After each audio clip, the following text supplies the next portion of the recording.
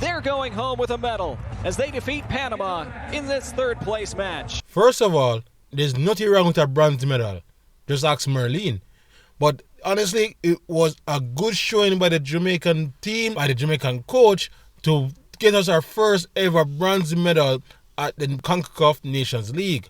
And boy, I may hear enough people talk already, so we shouldn't be celebrating, or we shouldn't be happy, or shouldn't be satisfied with a simple bronze medal in a tournament. And me I say to them people, man, just relax. Nobody has said we should worship the guy, but we have to give props when props is due.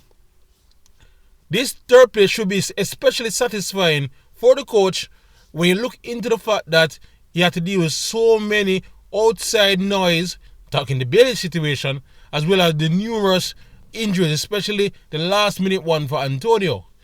The other reason why I should give him props, because I don't know about you guys, I had numerous arguments with my colleagues when we were speaking about Hallgrimsson in the past, that he was too married to his favorite 4-4-2. I looked like he was unlikely to be flexible or change it, especially it wasn't working. Well, in this window, with a Rafa last minute changes to the squad, he managed to be more flexible than I thought he could be. He managed to not only switch up his personnel rather quickly enough, but he was able to also switch his formation. First, a 3-5-2 in the game against the United States, which almost worked to a T if it wasn't for some weird injury time resetting of the clock. But to also go to a 3-4-3 for the game against Panama was simply just magnificent.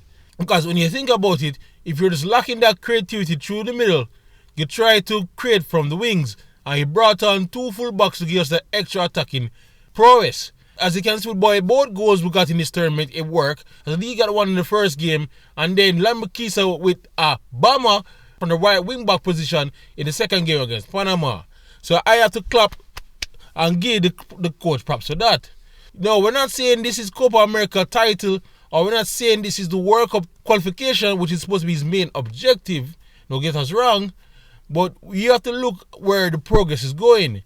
Not only the formation switch-ups and substitutions, apart from the second half against Panama when I was begging for a switch, the team itself is like a more cohesive unit and a more well-drilled unit. They seem to be fighting not just for themselves, not just for the badge of Jamaica, but to seem to also fighting for the coach. And all that you have to give him props for.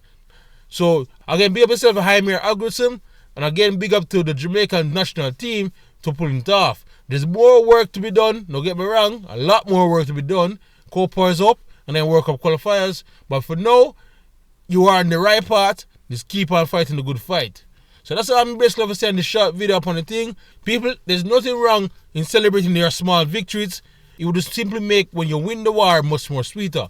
Again, that's it. All I got here at JamPL for this short video.